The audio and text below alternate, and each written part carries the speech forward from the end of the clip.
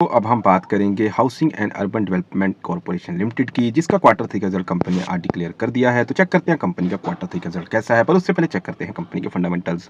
अगर दोस्तों बात करें कंपनी के मार्केट कैप की, तो कंपनी का मार्केट कैप है 40,078 करोड़, जो कि एक मिड कैप कंपनी है। उसके बाद बात करें दोस्तों कंपनी की पीई रेशो की, प्राइस टू अर्निंग रेशो की, वो है दोस्तों 19.5। तो कंपनी की वैल्यूएशन देखने में दोस्तों अच्छी लगती है, पर फिर भी चेक करेंगे उसके पीयर्स के साथ कंपैरिजन में कि कंपनी की वैल्यूएशन कहाँ पर स्टैंड करती है। उसके बाद बात करें दोस्तों आरओसीई की, रिटर्न ऑन कैपिटल एम्प्लॉयड, वो है दोस्तों 8.81%, जो कि एक एवरेज आरओसीई है। उसके बाद बात करें दोस्तों आरओआईसी की, रिटर्न ऑन इन्वेस्टेड कैपिटल, वो भी है दोस्तों 8.81%, जो कि एक एवरेज आरओआईसी है।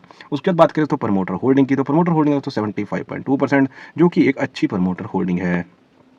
उसके बाद बात करें दोस्तों डेट टू इक्विटी रेशियो की, तो डेट टू इक्विटी रेशियो दोस्तों 4.02।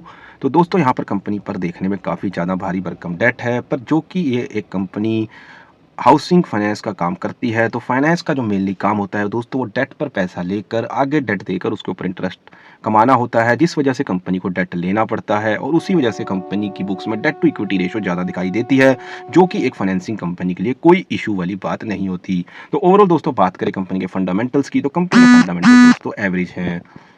उसके बाद दोस्तों देखते हैं कंपनी की वैल्यूएशन उसी के सेक्टर के टॉप कंपनीज के कंपैरिजन में कहाँ पर स्टैंड करती है। तो अगर बात करें दोस्तों एलआईसी हाउसिंग फाइनेंस की, उसकी पीई रेशियो दोस्तों 7.36। पीएनबी हाउसिंग की बात करें दोस्तों, उसकी पीई रेशियो है 15.69। एप्टस वैल्यू हाउसिंग की बात करें दोस्तों, उसकी पीई रेशियो है 30.59। और वहीं बात करें हुडको की, एचयूडीसीओ की, तो उसकी पीई रेशियो है दोस्तों 19.50। तो अगर देखें तो दोस्तों अपने सेक्टर के टॉप कंपनीज के कंपैरिजन में कंपनी की वैल्यूएशन इस समय सही नजर आती है।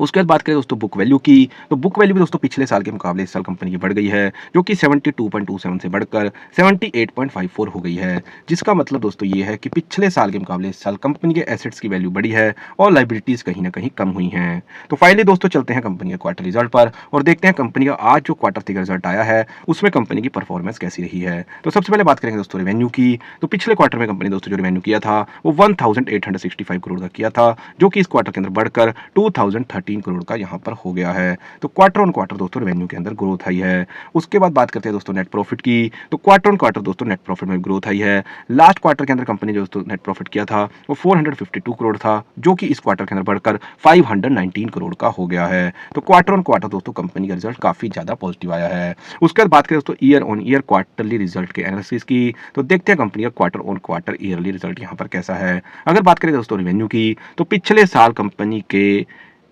इस क्वार्टर के अंदर जो कंपनी ने दोस्तों रेवेन्यू जनरेट किया था वो 1710 करोड़ का किया था, जो कि इस साल कंपनी ने इस क्वार्टर के अंदर 2013 करोड़ का यहाँ पर रेवेन्यू जनरेट किया है। तो अगर दोस्तों बात करें रेवेन्यू की, तो क्वार्टर ऑन क्वार्टर भी रेवेन्यू में ग्रोथ आई है और ईयर ऑन ईयर भी क्वार्टरली रेवेन्यू के अंदर ग्रोथ आई है। उसके बाद बात करते हैं दोस्तों नेट प्रॉफिट की, तो year on year quarterly net profit भी दोस्तों यहाँ पर ग्रो किया है। पिछले साल इसी क्वार्टर के अंदर कंपनी ने 254 करोड़ का यहाँ पर नेट प्रॉफिट किया था, जो कि इस साल इस क्वार्टर के अंदर बढ़कर 519 करोड़ का यहाँ पर नेट प्रॉफिट हो गया है।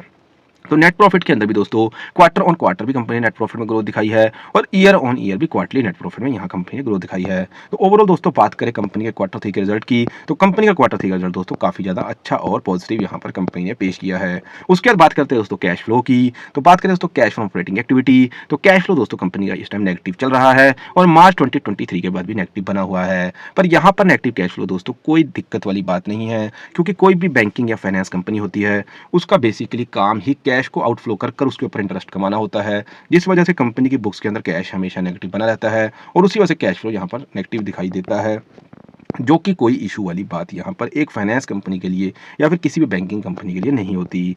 उसके बाद बात करें दोस्तों प्रमोटर्स की होल्डिंग की, तो प्रमोटर्स की होल्डिंग दोस्तों इस क्वार्टर के अंदर यहाँ पर कम हुई है, 81.81% से गिरकर 75.17% यहाँ पर हुई है। हालांकि 75.17% भी एक काफ़ी ज़्यादा अच्छी प्रमोटर होल्डिंग होती है, पर फिर भी प्रमोटर्स ने अपनी होल्डिंग कम करी है, ये थोड़ी सी हैरानी की बात जरूर है, क्योंकि कंपनी का क्वार्टर 3 के जो नंबर्स हैं वो बहुत ही ज़्यादा यहाँ पर शानदार पेश किए गए हैं। पर फिर भी अगर बात करें कंपनी के फंडामेंटल्स की, तो कंपनी के फंडामेंटल दोस्तों यहाँ पर एवरेज हैं। अगर बात करें दोस्तों कंपनी की वैल्यूएशन की, वैल्यूएशन भी दोस्तों यहाँ पर कंपनी की सही है। अगर बात करें दोस्तों कंपनी की बुक वैल्यू की, तो पिछले साल के मुकाबले इस साल कंपनी की बुक वैल्यू बढ़ी है। अगर बात करें दोस्तों कंपनी के क्वार्टर 3 रिजल्ट की, तो कंपनी का क्वार्टर 3 रिजल्ट दोस्तों काफी ज्यादा अच्छा आया है। कंपनी ने क्वार्टर ऑन क्वार्टर रेवेन्यू में ग्रो करी है, कंपनी ने quarter on quarter net profit में भी ग्रोथ दिखाई है, कंपनी ने year on year quarterly revenue में भी ग्रोथ दिखाई है, वहीं कंपनी ने year on year quarterly net profit में भी ग्रोथ दिखाई है। उसके बाद बात करें कैश फ्लो की, तो कैश फ्लो दोस्तों कंपनी का नेगेटिव है, पर मैंने आपको बताया है कोई भी बैंकिंग या फाइनेंस कंपनी के लिए नेगेटिव कैश फ्लो कोई इशू की बात नहीं होता। उसके बाद बात करें प्रमोटर्स होल्डिंग की, तो प्रमोटर्स होल्डिंग यहाँ पर जरूर दोस्तों कम हुई है, 81.81% से गिरकर 75.17% यहाँ पर हुई है, जो कि इन्वेस्टर्स के लिए थोड़ी-सी चिंता की बात हम ज़रूर कह सकते हैं। तो ओवरऑल दोस्तों ये था क्वार्टर 3 रिजल्ट का एनालिसिस हुडको कंपनी का housing and urban development corporation limited. बाकी आपको ये वीडियो कैसी लगी, आप हमें कमेंट सेक्शन में बता सकते हैं। अगर दोस्तों वीडियो अच्छी लगी तो मेरी वीडियो को लाइक करें और आगे भी आप क्वार्टर रिजल्ट्स के वीडियोज़ अगर देखना चाहते हैं तो मेरे चैनल को सब्सक्राइब करें। Thank you very much.